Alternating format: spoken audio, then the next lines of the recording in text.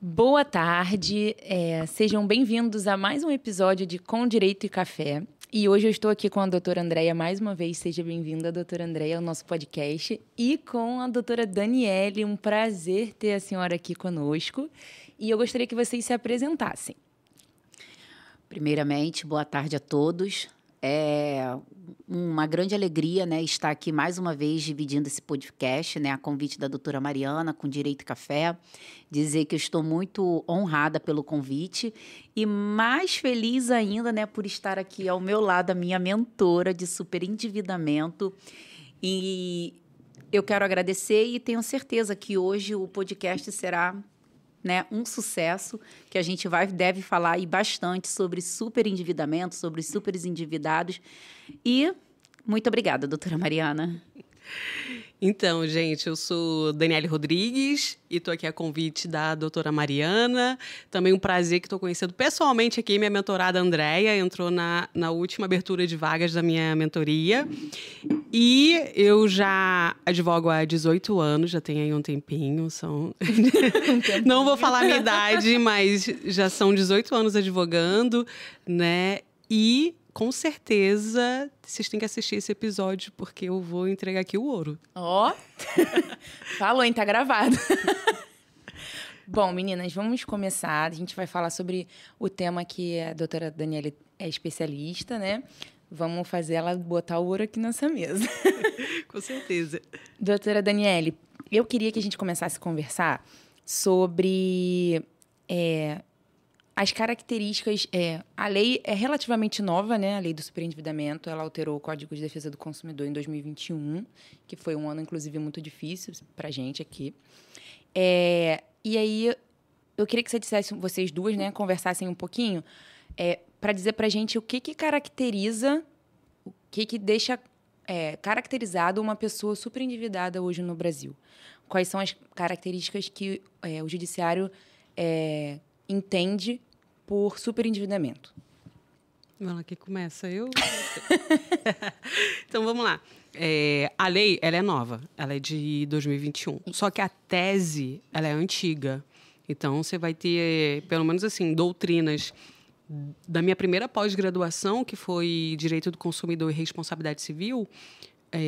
Você vai ter ali, se eu não me engano, o livro se chama, né? Contratos no CDC, ou algo desse, se eu não me engano, a da Penegrini. E aí, ali eu aprendi a tese. Então, até o que me levou a começar a advogar na área do direito bancário foi porque meu pai era servidor público aqui do estado do Rio de Janeiro. Meu pai era policial militar, endividado, e era policial militar honesto, então... Então, era muito endividado, né? Porque hoje a polícia tem outra realidade.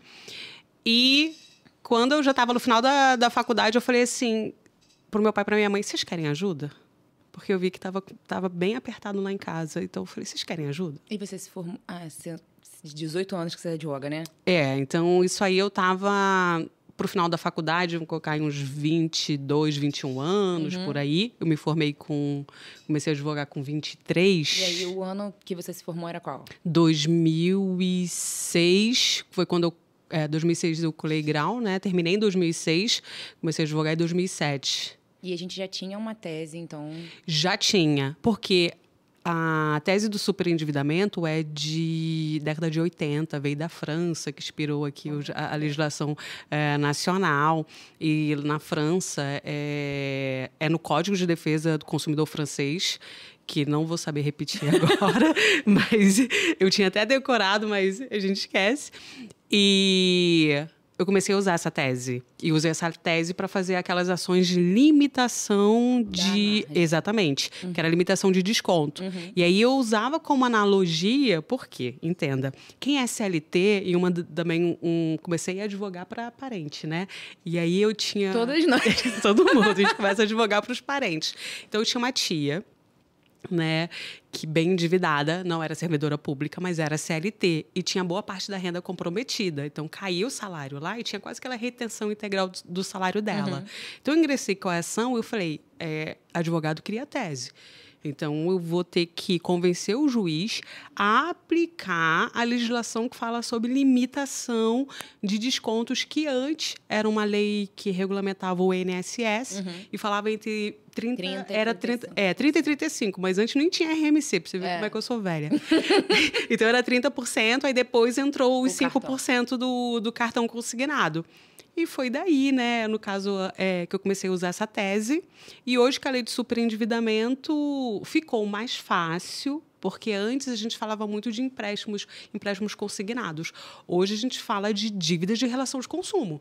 Então, vão entrar todas as dívidas daquele consumidor endividado. Então, quando você começou, eram apenas as dívidas descontadas no contra-cheque. Exatamente. Não entravam as outras dívidas de consumo. Exatamente.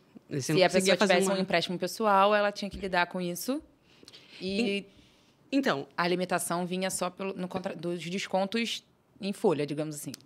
Na verdade, o que eu usava? O empréstimo pessoal, que está descontando ali na conta corrente, e também, se tivesse algum consignado em folha de pagamento, que CLT também pode fazer a consignação.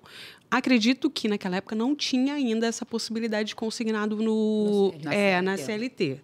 Né? Oh, que louco isso, né? Vai denunciando a idade. Mas acredito que não tinha. Então, eu tinha que tentar fazer o juiz entender de que, olha, vamos aplicar como funciona para o consignado para esse consumidor aqui que tem o empréstimo com pessoal. CLT? Isso. Caramba, não era servidor público, era CLT. Não e era você servidor. Conseguia fazer a redução. Isso, porque já existia essa questão do superendividamento. Colocava um parágrafo só falando disso, né? Um parágrafo não, né? No caso, uma parte da petição só falando da tese do superendividamento, do consumidor, de crédito responsável, coisa que se fala há muito tempo e a gente não... Para mim, isso era de agora. Só que eu acredito, né, que, como a professora está falando, vou falar professora, tá, gente? Mas pode costume. chamar de Dani. A Dani. Então, assim, era também, acho que, mais fácil naquela época do que hoje, né? Porque o direito bancário hoje, ele deu um boom. E quando a gente vem falar do superendividamento... Começou essa história de crédito responsável. Porque já se falava lá atrás, mas não tinha tanta ênfase como... Não, e eu achando... Eu me formei em 2015. E eu achando que não existia. Falei, esse negócio começou agora. É novidade. Eu nunca tinha ouvido falar. Aí na faculdade a gente não ouviu falar de direito bancário. Fácil para trabalhar, né? Para advogado trabalhar. Exatamente. E a gente conversou sobre... Antes de eu entrar nessa parte, deixa eu só... concluir aqui. A gente tem uma diferença entre o consumidor endividado e o consumidor superendividado. Qual é essa diferença? Vamos lá. Para mim, se você tem boa parte da remuneração comprometida com o banco e tá difícil de pagar as contas básicas da tua residência, você já está cancelando o plano de saúde, você atrasou o colégio dos filhos, para mim, já está super endividado. É porque é muito subjetivo, né? Então, tem juiz que vai falar, tem que comprometer o mínimo existencial. Aí eu vou falar, ok, o que é o mínimo existencial? Porque, para mim, o mínimo existencial é um padrão de vida, para você pode ser outro padrão de vida. Se eu colocar, que um mínimo existencial para quem é um desembargador, eu vou colocar que esse desembargador vai ter que viver com R$600? Sim. Então, tem algumas, digamos assim, algumas regras que elas têm que ser flexíveis. Então, hoje eu vejo qual é a situação do meu cliente. O meu cliente realmente está difícil ele pagar as contas básicas dele, já está chegando no grau de ficar refinanciando o empréstimo com um banco, porque o banco também tem muito interesse que você fique endividado. Exatamente. A gente falou isso no outro banco, episódio, né? O lucro dele é na dívida. Exatamente. O lucro dele é na dívida. Quando ele disponibiliza um cartão de crédito de 50 mil para você e você está pagando certinho, ele não tem lucro nenhum. Não tem lucro nenhum. Nenhum, a não ser, mas você paga anuidade. Não, isso não vai enriquecer o banco. Vai enriquecer quando você estourar os 50 mil e ele fizer... E pegar um outro produto. Exatamente. Ele vai te vender uma renegociação, que aqueles 50 mil já viraram 100 mil. É isso que está o lucro dele. Essa é a verdade, mas ninguém fala. Uma cliente me procurou semana passada, aí falou que... pediu para eu fazer uma análise do extrato dela, porque ela achava que o banco tinha errado com juros e um monte de coisa que foi entrando, né, na conta dela. Ela é professora do Estado. Aí ela hoje me mandou uma mensagem assim: eu tô te mandando essa mensagem antes de aceitar, para você me dizer se eu posso aceitar ou não. Ela estava com uma dívida, sei lá, de 70 mil no banco. O banco já ofereceu 35, já ofereceu 20 para ela quitar. E agora ofereceu um empréstimo com 1,50% de juros. Para ela poder quitar um empréstimo de sei lá quantos mil, para ela quitar por 20, né? E receber... Perguntou se ela queria receber o troco. Eu falei, minha irmã... Corre. O banco não quer que você apenas quite o contrato, né? A sua dívida. Sim. Ele não vai te oferecer nada que não gere lucro para ele. E eu acho que isso é a maior dificuldade do consumidor, né? Eles acham que... Você falou até no podcast com o Léo, né? As pessoas acham que o banco quer ajudar. A professora fala, o banco não quer ela sempre ajudar. fala, o banco não é seu amigo. É e isso. eu levei, entendeu, como mantra para mim. Quando o cliente chega no meu escritório, eu falo, o gerente não é seu amigo. Porque eles não vão te ofertar nada que não gere lucro. Não, assim, o banco faz acordo. E acordo muito bom. Semana passada a gente conseguiu mais de 1 milhão de redução de dívida para o cliente. Eu vi no seu stories. Eu falei para ela, se ele já te ofereceu 20... É porque não é 70. Exatamente. Exatamente. A diferença é com quem você vai negociar. Quando você está negociando diretamente com o gerente tem que bater meta.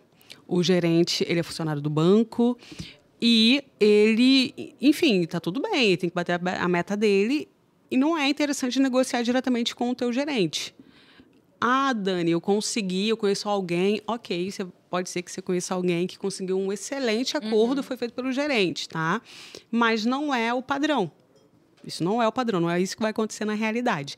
E aí, o que a gente tem em contrapartida? Quando você faz uma ação revisional ou uma ação de repactuação de dívidas ou uma negociação extrajudicial, mas procurando um advogado, que vai entrar em contato com o jurídico do banco, já sabe qual é o valor real da sua dívida, então já sabe que vai fazer o acordo em cima disso. Tem a questão do provisionamento bancário, então a gente também sabe que...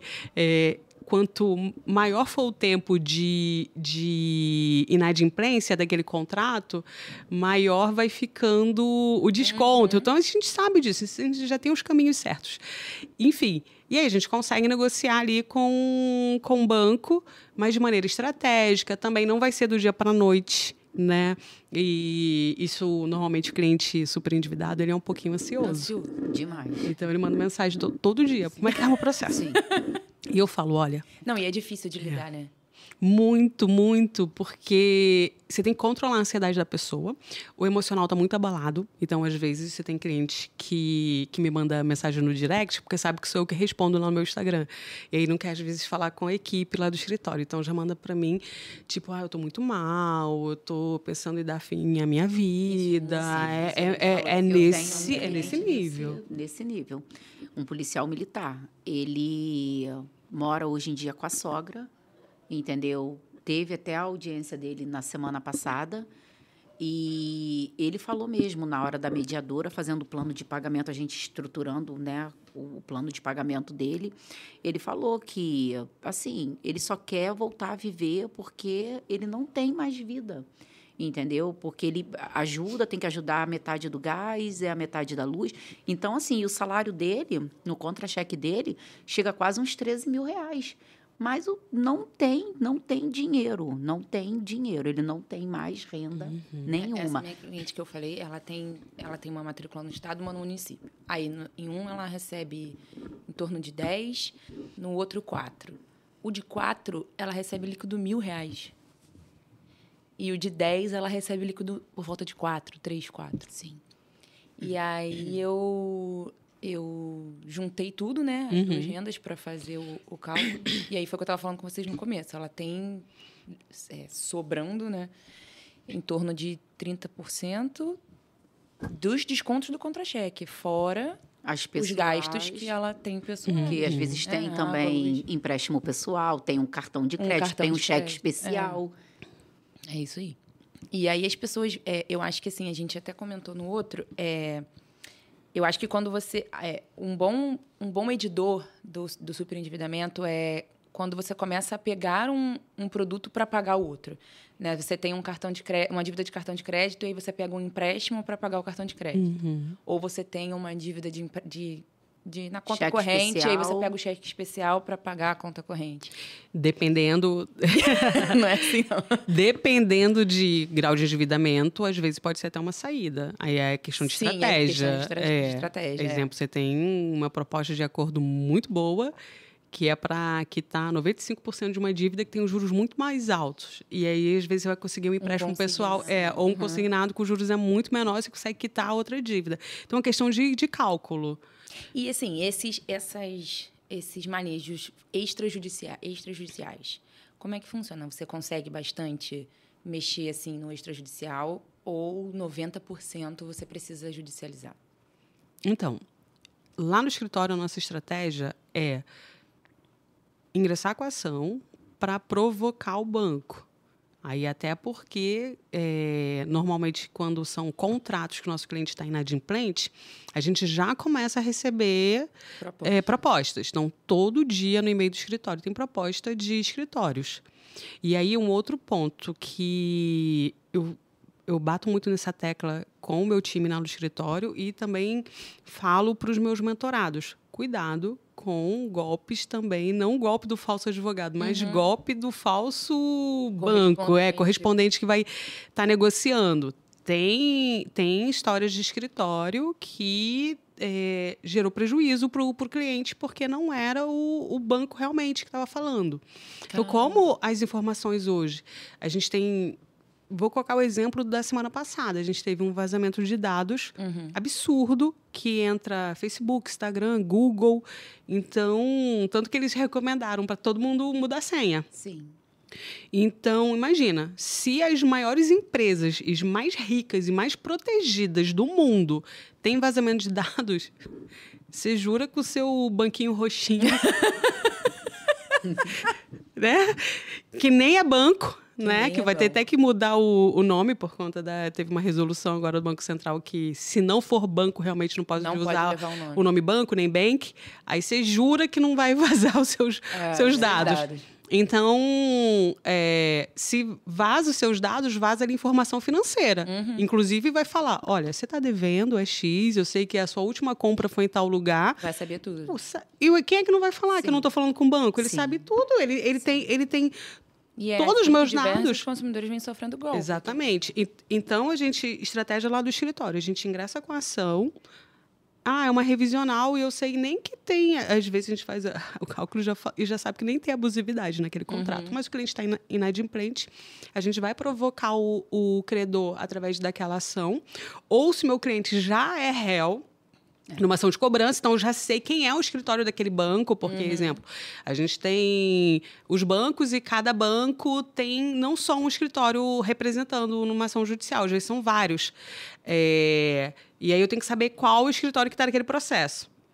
Eu vou olhar aquela ação de cobrança, eu vou ver, esse escritório aqui. Eu vou entrar em contato diretamente com aquele escritório para tentar negociar, né? Já mostrar que, olha, meu cliente tem a intenção de negociar. Assim que eles apresentam a defesa, você já tenta um acordo. Você não espera o banco... Depende do nível de endividamento. Exatamente. O nível de endividamento, se aquele cliente tem realmente como tá honrando o compromisso, está pagando, porque outra coisa também é ser... Porque uma coisa é entrar em contato com o jurídico... E o cliente não pode pagar.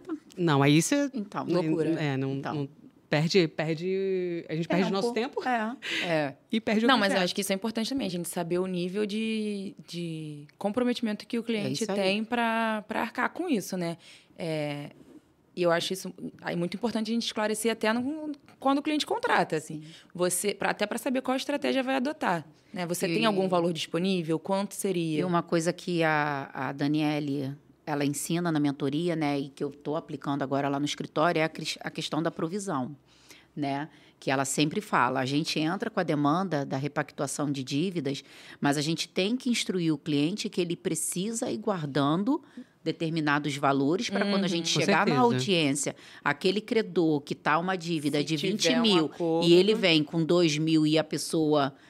né, menos de 90% aí do valor da dívida, ele está dando a oportunidade.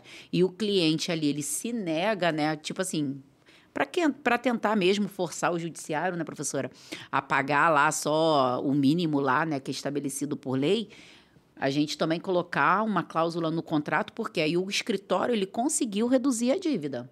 Exatamente. Mas você que não quis, em tese assim, aceitar. Porque ontem mesmo, um cliente lá do escritório, ele entrou em contato. Aí eu falei para a estagiária, eu falei, olha, fala com ele se ele está fazendo a caixinha. Porque a gente já entrou com o processo dele. Daqui a pouco vem a audiência de conciliação. E chega no dia da audiência, o credor vem com a oferta.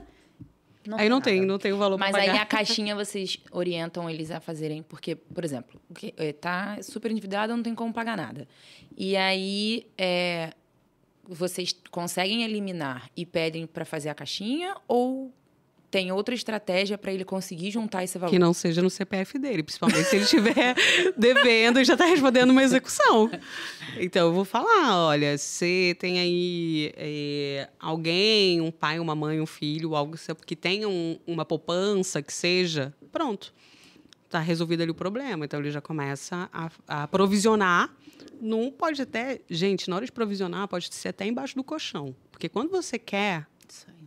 Você dá seu Sim, jeito. Mas eu digo assim, aí a gente tem que adotar também estratégias para que ele tenha como provisionar. Mas Mas aí você tem que saber qual é o nível de endividamento do seu cliente. Se ele já está respondendo uma ação de cobrança, se já está numa fase de uma execução, aí... E é aquilo, a Dani, ela atua muito com servidores públicos. Lá no escritório também a gente vem atuando bastante com servidor público. Então, eles não têm somente também o que está ali... que vem do governo. Sempre eles fazem algum extra. Sempre tem, eles têm o extra. Tem que sobreviver, né? Exatamente. Então, assim, tem como, às vezes, tira R$200, vai colocando lá no Na cantinho, caixinha. isso aí. Não, até mesmo quando a gente consegue liminar para limitar descontos. É difícil. No início, a gente conseguia mais. Agora, está mais difícil. Meio que parece que o judiciário fica relutante. Ah, não, se endividou porque quis. Não existe isso. Ninguém se endividou porque quis, né? Acordei hoje, eu quero me endividar. Não é assim que funciona, nunca foi. O endividamento, ele é gradativo. E você vai endividando com o tempo. Pedro faz isso. Eu acordei hoje, eu vou... Vou estourar o cartão. Vou usar 50 mil. Vou estourar o cartão. Então, não é assim que funciona, até porque você tem padrão comportamental, padrão de compra, enfim. Só que a gente está vivendo hoje, e ontem eu estava até conversando lá com a minha equipe, que eles estavam comentando comigo que já 2 audiências, que na audiência o juiz quis fazer uma cariação com o nosso cliente, perguntando justamente, por que você se endividou? Eu falei, o quê? Juiz perguntando isso? Aí você, pela ordem. Aí... Pode fazer, espera ela concluir. Seja comportado. E aí eu peguei e tava falando com eles lá, eles até anotaram, falei, duas teses que você vai rebater. O juiz perguntou sobre isso, você vai simplesmente falar o seguinte. Primeiro, o endividamento se deu pelo crédito irresponsável que o banco forneceu aqui. Então, o banco, ele sabe o quanto de comprometimento aquela família tá, e é um crédito irresponsável porque é assediado, liga para você falando, olha, faz aqui uma portabilidade, você vai ter um troco. Quanto mais dívida... Foi o que eu falei no começo dessa minha cliente. Quanto mais dívida você tem, mais contato o banco faz. Isso. E aí, ela me mandou um print ainda agora. E aí, o que você achou? Vamos fechar? Vamos fazer? Exatamente. Vamos então, você quitar. E aí, embute na cabeça da pessoa que é a única solução que ela tem. Então, você tem o assédio bancário vinculado ao crédito irresponsável, tá? Então, primeira tese. Segunda tese, eu falei pra minha equipe, Parabéns. O Google aqui atrapalhando aqui a gravação. E aí, você tem a segunda tese que você vai falar em audiência. Você é advogado, assistindo aqui. E o juiz falou, me explica como é que se endividou. Você vai simplesmente chegar e falar assim, excelência, deixa eu explicar como funciona a inflação, tá? Quando o nosso cliente passa num concurso e ele ganha ali os 20 mil, né? Tá ótimo aqueles 20 mil. O filho vai estudar nesse colégio, né? Vai contratar esse plano de saúde, tá tudo ótimo. E tem uma coisa que se chama inflação. Então, tudo vai tendo reajuste anual, mensal, que seja. E o salário então, não ajusta, exatamente. Então, vai ficando mais caro Aí, como é que manter cai o o mesmo padrão? padrão de vida que você tinha. Só que é imperceptível. Porque a inflação, ela não é... esse mês Não está acompanha. 1% e 20% no mês. Sim. Não existe isso. Não, é no muito mês bom que a gente vem. falar sobre isso nesse momento que a gente está vivendo. Isso. Né? Sim. Porque Não, a gente está... Instável. A gente está no pior cenário econômico, Exatamente. acho que dos últimos 20 anos. Sim. Então, assim, para quem advoga para endividado, às vezes, né, eu sou muito ansiosa. às vezes a pessoa nem sabe como que chegou. É. Como é que você se endividou? A pessoa não sabe responder. Porque Ela não sabe porque ela não consegue perceber Exatamente. que teve reajuste em tudo e servidor público, o reajuste ele não é com base na inflação, ele é com o político que entrou e, Aham. e falou que para aquela classe ali eu vou fazer. essa assim, merece tanto. Exatamente. Sabemos, E é assim que funciona. funciona. Então, é só você dar essa aula para o juiz na audiência, que eu tenho certeza que ele vai tomar vergonha na cara e não vai mais perguntar isso para nenhum outro advogado. Porque não existe você perguntar para uma pessoa que está endividada, que está demonstrando a boa vontade de repactuar as dívidas, porque nenhum cliente meu quer dar calote. Todo mundo quer, olha, eu quero Pagar. sair da dívida, Não, eu e se quero você pagar tá e pagar entrando o que com uma é ação de justo. superendividamento, não é porque você quer dar calote. Sim, e é igual eu falei daquele cliente. Ele falou, a única coisa que eu quero é voltar a viver. Mas, tipo assim, de cabeça erguida. Eu quero pagar, mas o que eu posso pagar é isso. Entendeu? Então, se mostra a boa-fé dele. Que ele não Exatamente. está ali para poder querer... E eu tive uma revisional que o juiz Se esquivar. deu uma sentença sem intimar, sem contraditório. Ele não intimou o banco para apresentar a defesa, julgou o mérito antecipadamente e falou assim na sentença: comprou porque quis, financiou porque quis. Tô falando de forma assim, Sim. né? Comprou porque quis, financiou porque quis. E agora você não vai acionar o judiciário, ele usou esse termo. Mas isso que eu Para deixar revisional de veículo. veículo. Você não vai acionar o judiciário para deixar de pagar. Você está usando o judiciário para tentar deixar de pagar a sua dívida. Totalmente arbitrário, né? Aí eu tive que apelar, alegar Totalmente cerceamento de defesa. sim. Mas ele era juiz ou advogado do banco? Pois é. A gente confundiu. Pois é. Pois é. Faz sua pergunta, Pedro, para eu mudar aqui o tema. Pode, claro. Oi, gente, tudo bom? A gente penetra. Então, você lembra que eu falei esses dias?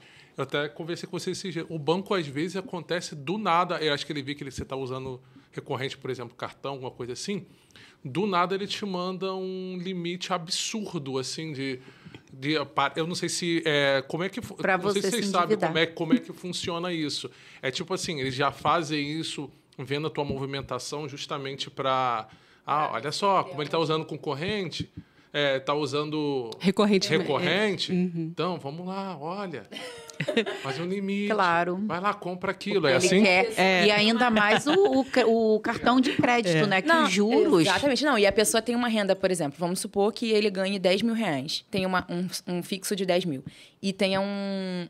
Posso falar o valor que você me falou do limite? Oi? Pode falar. É black. Ele tem um limite de 50 mil. Aí... Do nada, ele vem pagando recorrente, ainda que não use os Direitinho. 50. Sim, vai aumentar. Aí o banco vai e joga para 100.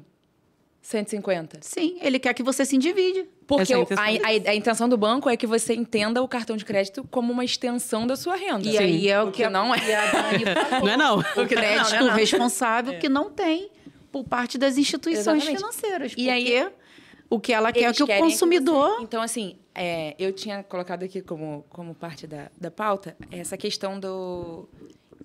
o banco, então, ele tem responsabilidade, né? Acho que isso vai responder até a pergunta do Pedro.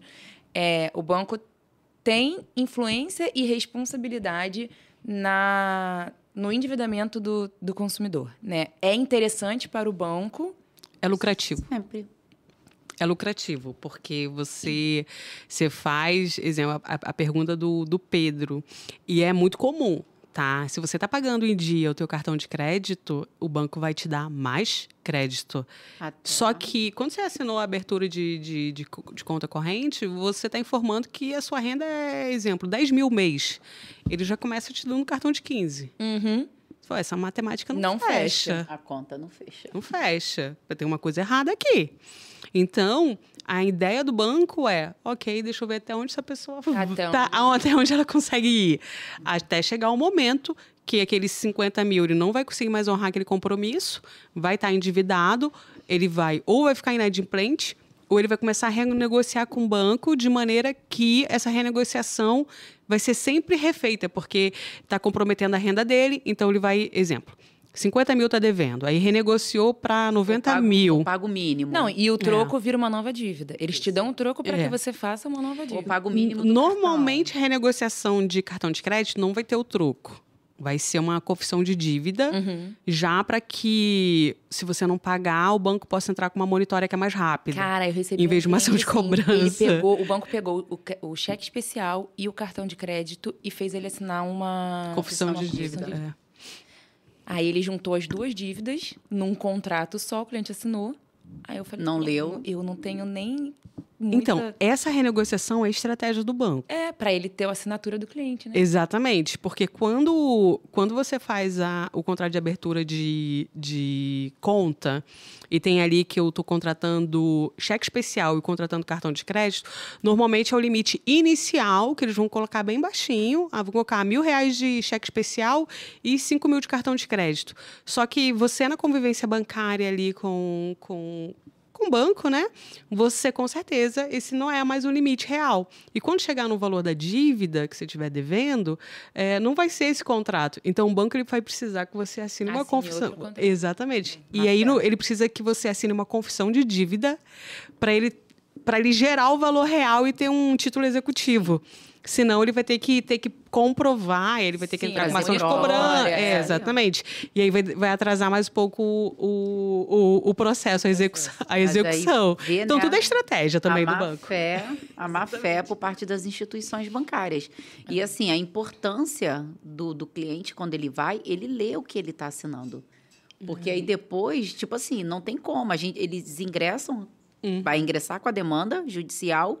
E aí, como é que você faz a defesa se está lá assinado que você assinou a confissão de dívida? Exatamente. Difícil. Aí tem cliente que fala assim... Principalmente. Olha o banco ouvindo. Olha o banco escutando a gente.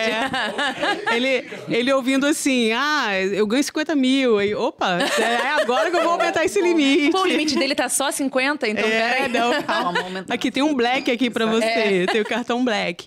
Então, assim, lógico que o banco ele tem uma função social. A gente não pode esquecer que existe função social das instituições bancárias, né? Serve realmente para que a gente consiga crédito para investir no escritório, consiga crédito para conseguir investir na empresa, que é a questão do capital de giro. Tem uma função social, sim, o banco, né? Tanto que você tem toda essa importância, a gente tem regulamentação do Bacen, mas... Eles não atuam com responsabilidade. Exatamente. Só que a gente está numa sociedade de consumo, que a gente é estimulado a consumir o tempo todo.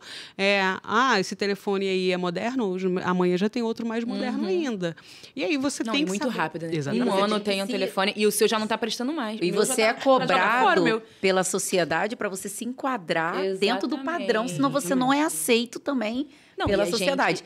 E a Dani até fala, meus estagiários tinham um iPhone. E aí eu ficava, gente, mas nem eu tenho e eu iPhone. com Redmi, foi a mesma Redmi coisa. Note, eu tive, gravando vídeo com o Redmi Note.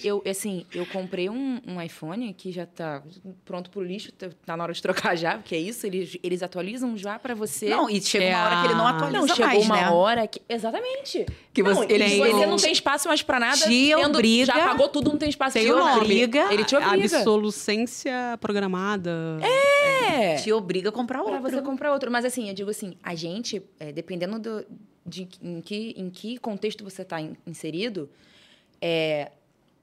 você é forçado, né, socialmente, a aderir a algumas coisas. Eu não gostava do iPhone.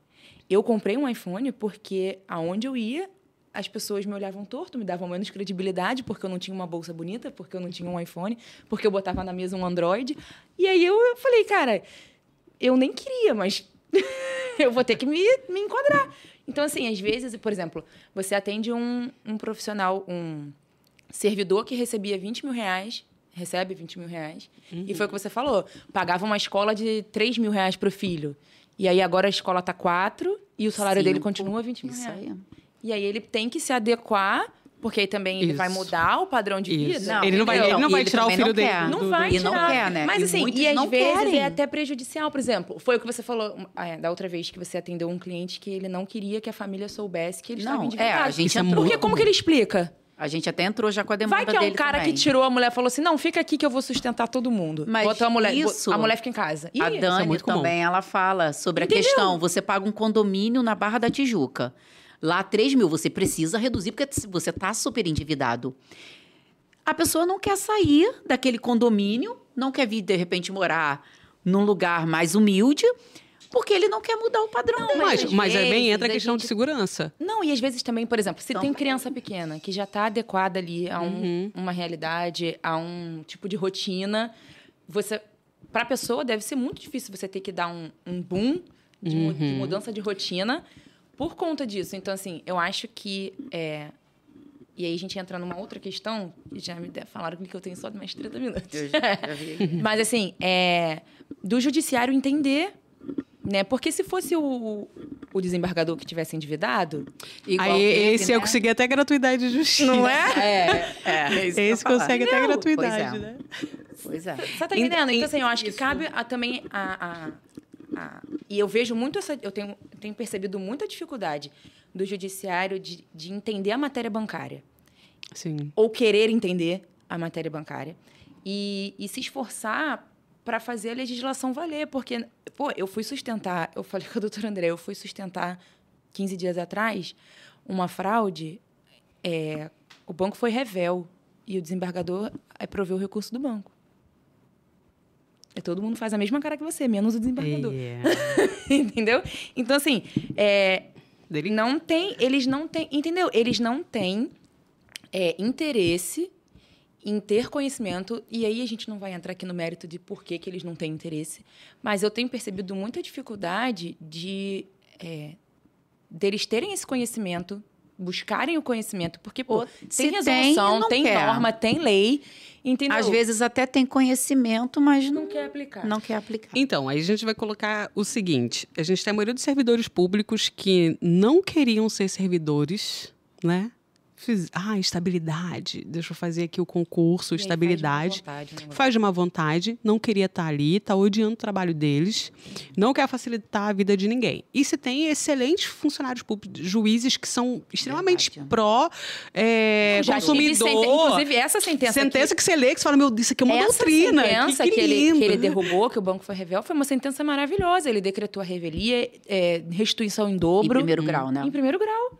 E o cara fala... Vai. Entendeu? E isso é muito frustrante Muito. pra gente, Profissional, pro não. profissional, pra gente que milita do direito, que a gente está na outra ponta. Então, a gente sabe o que aquela família está passando, a gente sabe que aquela pessoa está quase desistindo da vida por conta de uma dívida. E a maioria dos problemas emocionais, eu posso falar com certeza, que vou colocar aqui, chutar por baixo, assim, mais de 50% dos problemas emocionais, com certeza, tem a ver com dinheiro ou a falta do dinheiro, né? Não, e Por de quê? saúde também, que aí o corpo começa a Exatamente. responder. Porque o dinheiro... muita gente fala, porque o dinheiro não traz felicidade. Ok, mas ninguém paga boleto com sorriso, isso é verdade. Exatamente. O dinheiro, ele é um facilitador e o potencializador daquilo que você já é. Eu conheço uma pessoa que é muito rica, é muito escroto. O dinheiro potencializou que ele já era escroto. Se fosse pobre, seria um escroto pobre. Isso que é verdade. O dinheiro, ele só potencializa aquilo que você já é. Eu sou uma pessoa muito boa, ajudo muita gente. Quando tiver recurso, mais Vai você consegue... potencializar. E isso é fácil. O dinheiro, ele é um potencializador. Mas ele também é um facilitador. Ele é um facilitador para deixar que você mantenha a segurança da sua família, né? Você consegue pagar um plano de saúde, não depender de SUS, né? Aí o pessoal vai pública, falar... vai não militar. tô falando Ninguém mal tá de falando. SUS. Sim. Eu tô falando... Mas é difícil, todo mundo Graças sabe a que é Deus difícil. temos, mas... que tem uma diferença a de realidade, tratamento. Sim, com Sim. certeza. Então, eu tenho uma amiga da família que ela teve câncer nos ossos e A fila do ela tá SUS é esperando até gigantesca. hoje ser chamada pelo SUS. Uma amiga minha teve que entrar com um pedido liminar para a mãe da Conseguir. cliente dela estava morrendo. Sim. Sangramento todos os dias. É. E ela É tava na sorte, fila né? Deus. e cacetada. É Deus. E aí ela fala aí vai ter que- Não é um Faustão da vida, É. né? Então, Aí essa nossa amiga conseguiu pro hospital aqui do Rio, Universitário do Fundão. E aí ela já fez todo o tratamento, ela já fez o transplante de medula e ainda não foi chamada na fila do SUS, ainda não foi chamada. Então, assim, realmente, quando você tem dinheiro, é recurso para... o dinheiro muda. Então, assim, então você consegue ver que essa família que está passando, eu preciso de um tratamento para um familiar meu, o emocional dessa pessoa abalado. está no limite. Aí você acha que ela não vai fazer um consignado se for servidor público? Gente, eu estouraria tudo quanto é cartão. Se fosse para ajudar alguém da minha família, eu sou a primeira a ficar Não, e endividada. pegaria todos os limites que você tem. No... Sim. Exatamente. Então, você não tem como julgar essa pessoa. O que a gente faz muito lá no escritório? Normalmente, a gente tem os advogados que... E são advogados, não são inteligências artificiais, nem nada disso. São advogados mesmo, eles vão fazer o primeiro atendimento, vão chamar o nosso...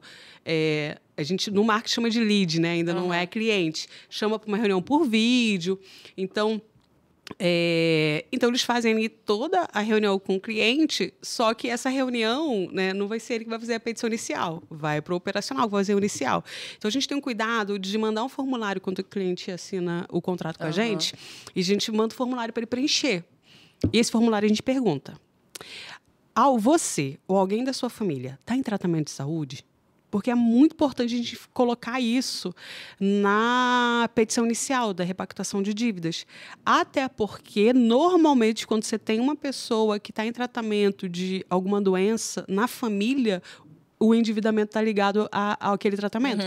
Então, a questão de comprar medicação, enfim. E depois da tudo. pandemia também muita gente se endividou, né? Porque ficou doente, tá me atrapalhando a beça.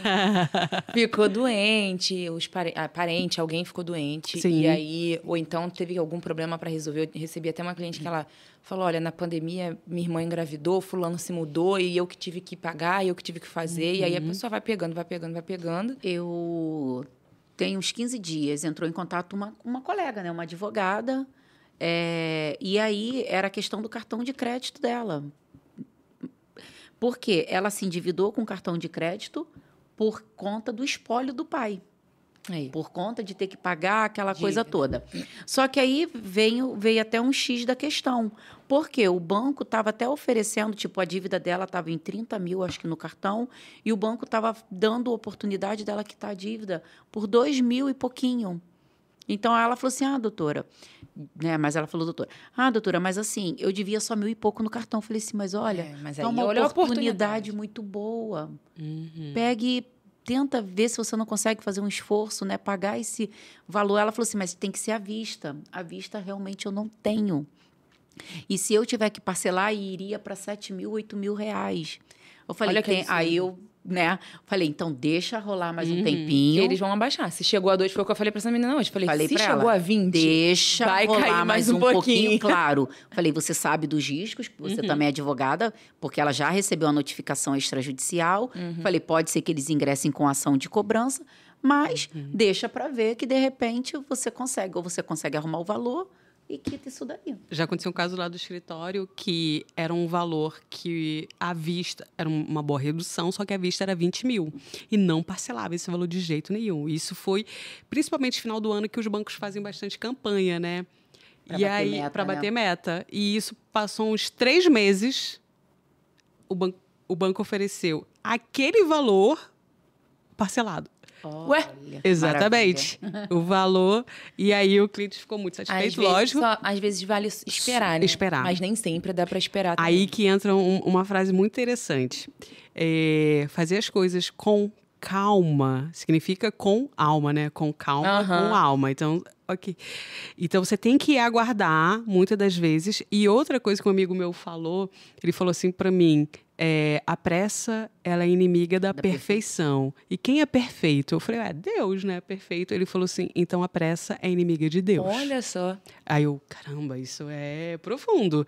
Então, negociação bancária tem que ter calma. Tem que ter calma. Cautela. Não pode ter pressa. Não vai ser ontem que você vai resolver isso. Super endividamento. Exatamente, não vai ser. E já aconteceu de você já está bastante mais tempo no superendividamento do que a gente.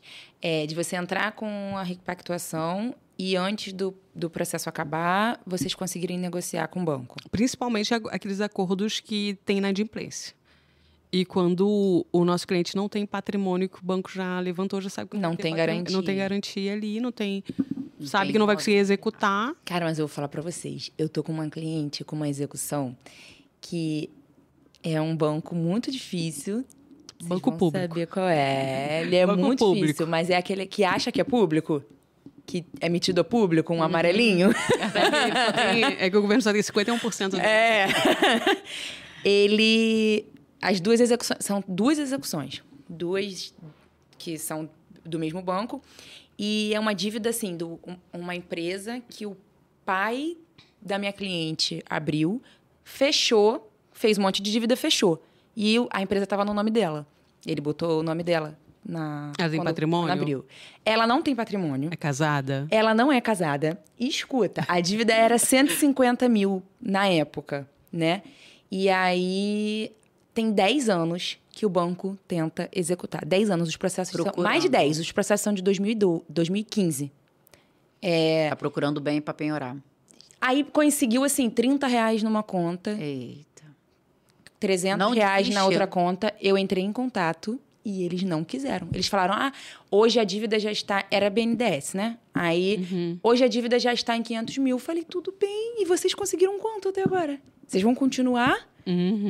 Com esse processo... Mas quantos anos? Ocupando o Eu judiciário. acho que...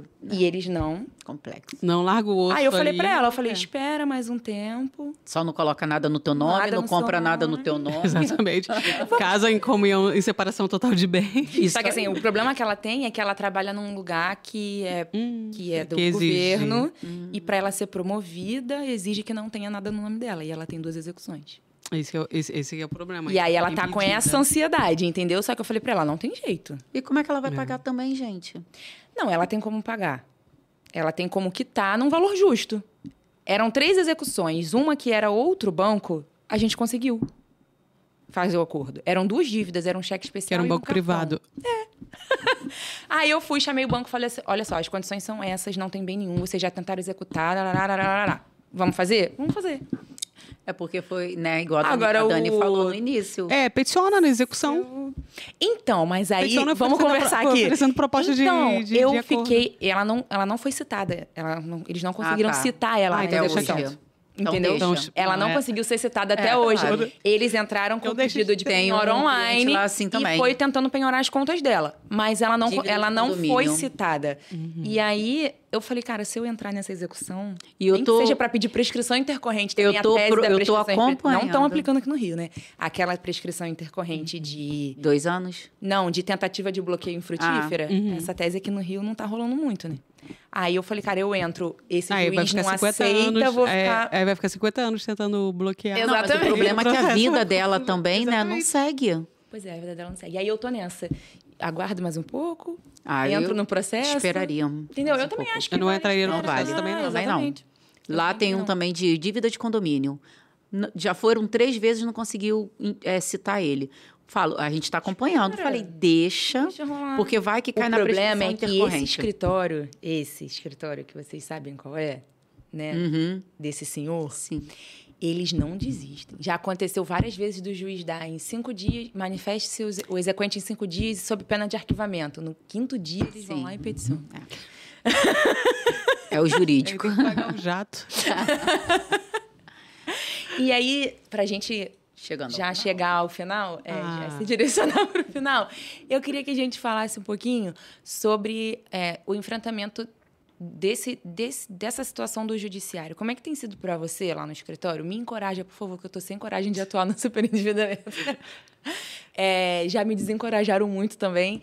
Mas como é que você tem lidado com essa questão do judiciário pró banco? Você tem conseguido liminar? Tem conseguido provar para eles que o consumidor precisa?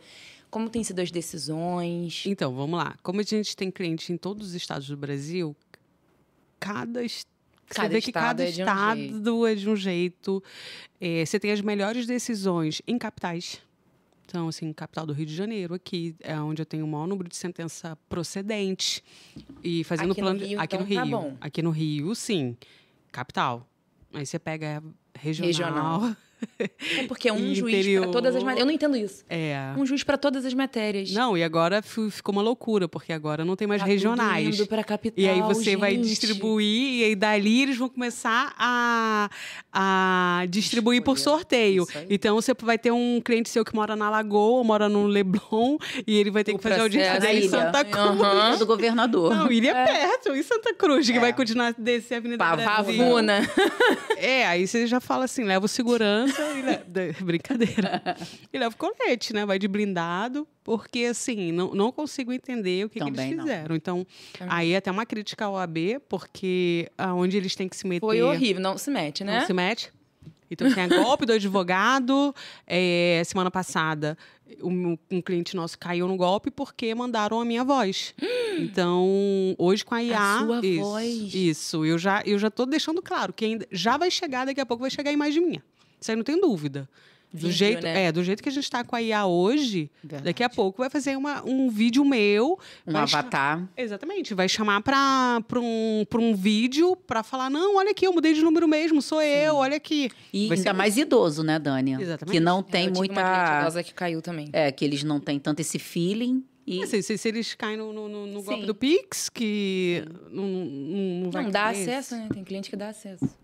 Então, assim, eu sei que o judiciário, a gente tem muito juiz que é pró-banco, mas é o que eu falo para meus clientes. O não a gente já tem, eu vou correr atrás do sim. Se existe uma mínima chance da gente conseguir lutar, qual a outra opção que você tem? Você já está endividado? Vai ficar em casa enriquecendo o banco? Você não tem outra opção. Você só tem uma opção. Deu tudo errado até agora para você. Você não conseguiu sair da dívida sozinho. Vamos tentar o judiciário. Ah, não conseguiu, é recurso. Ah, não é estratégia. Vou falar para ficar inadimplente. E aí muita gente fala: ah, mas você incentiva. Eu já falo para o meu cliente: entre você comer e pagar o banco, você acha que eu Qual vou é a mandar pagar o prioridade? banco? Eu vou mandar você comer.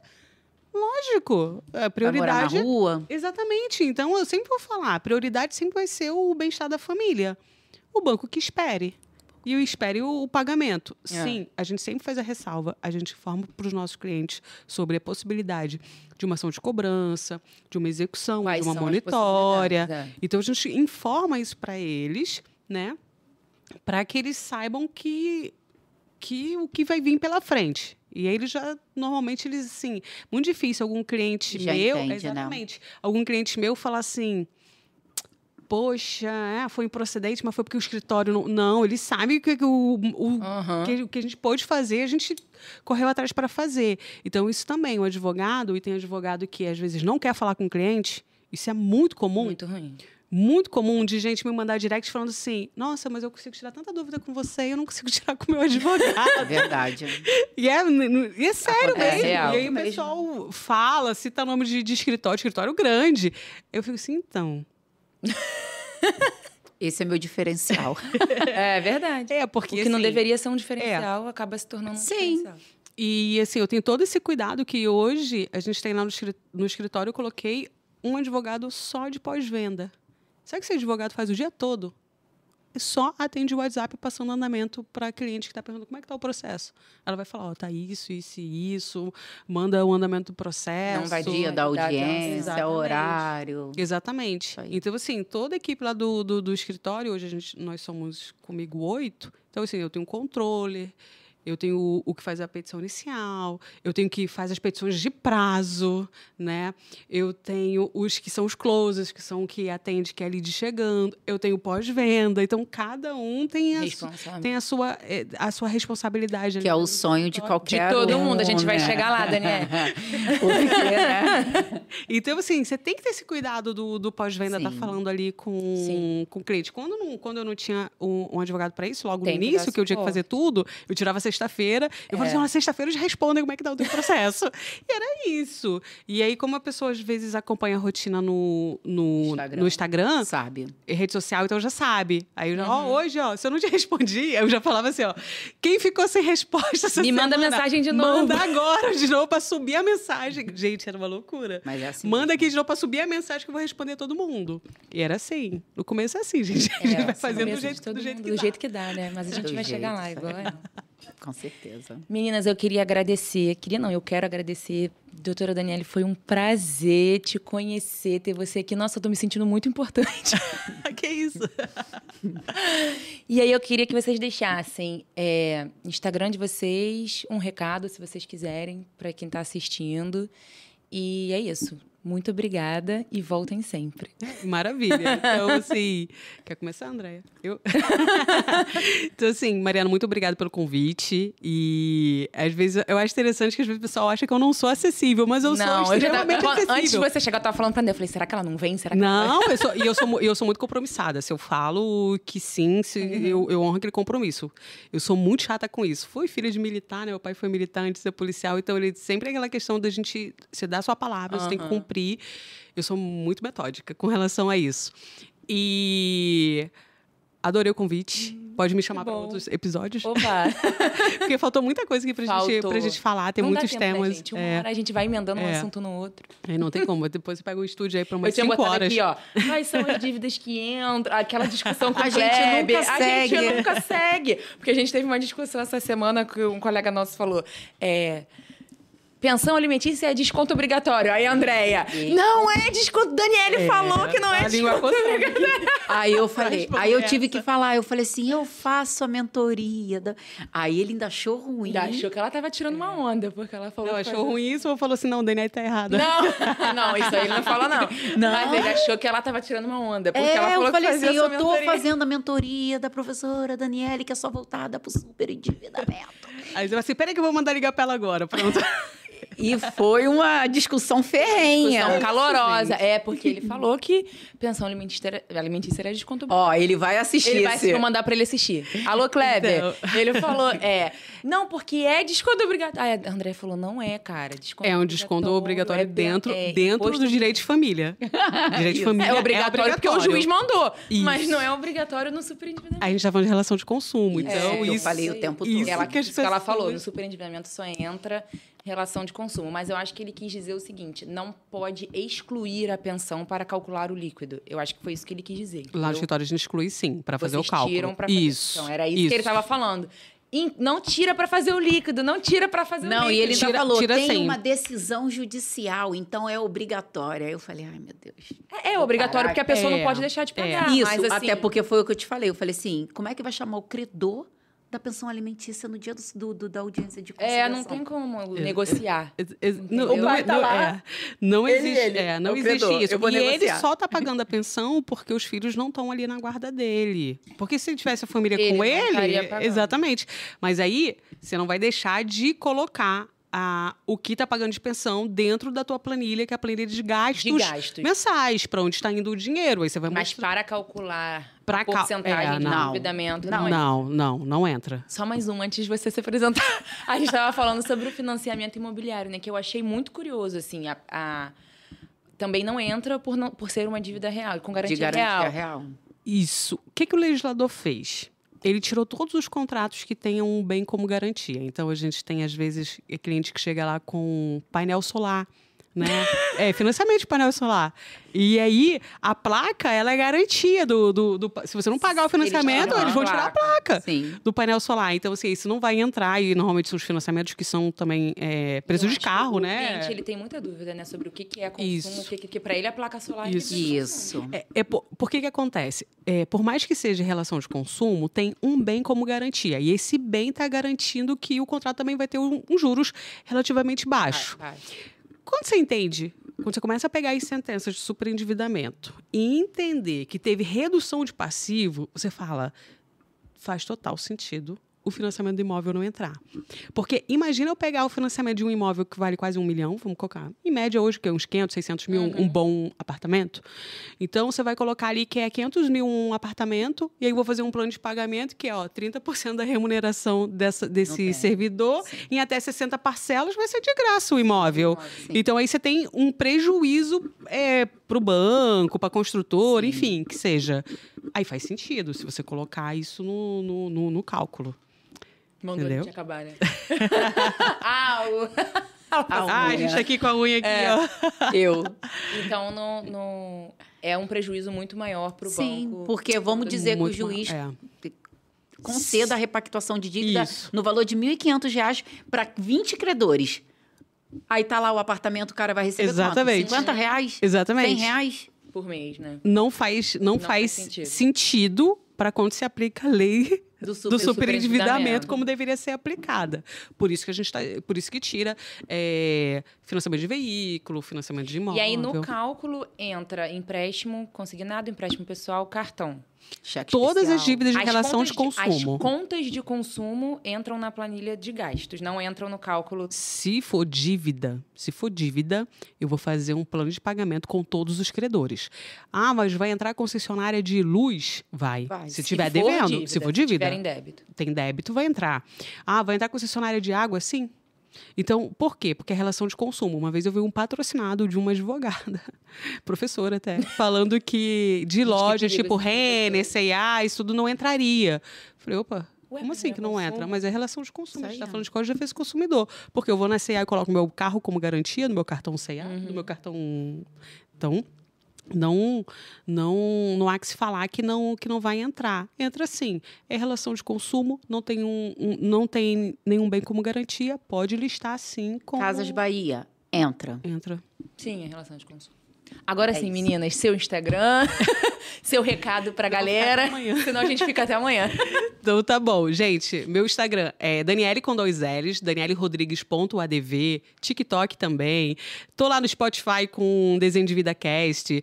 YouTube já é um arroba diferente. É Daniele Diogo, meu sobrenome é Diogo, Daniele Diogo, tudo junto. Mas segue aqui no Instagram, manda sua dúvida lá. Eu vou ter muito carinho de responder. Talvez eu demore um pouco para responder, mas eu vou responder. Responde, ela respondeu pra vir aqui. Isso. E acho que a mensagem que eu deixaria é justamente, não importa o momento que você está passando hoje na tua vida, a dificuldade que você está passando, tenha fé, tenha bom ânimo, né? Vai ter muita gente na tua caminhada que está aqui para te ajudar. Tenho certeza de que todo mundo que escolheu aqui, principalmente quem está nessa mesa aqui, escolheu estudar direito, é porque a gente tem propósito. E a gente tem um propósito de facilitar a vida de vocês e ajudar de alguma forma, tá bom? Então confia. Eu deixo aqui meu arroba, Andréia Targa ADV, no Instagram. No TikTok, eu não lembro, mas é Andréia Targa. Só colocar Andréia Targa que vocês encontram. E eu quero deixar também meu muito obrigada, né? Mais uma vez esse convite, está aqui ao lado da professora Daniele, né? Sempre é bom a gente aprender, sempre tem alguma coisa nova. E qualquer dúvida também, é só mandar um direct que a gente responde. Meninas, muito obrigada. Queria agradecer ao Will, primeiro episódio que a gente grava aqui com ele, ao Pedro, que invadiu o nosso episódio também. E o meu Instagram é @marianaalcantaradv. E até o próximo episódio.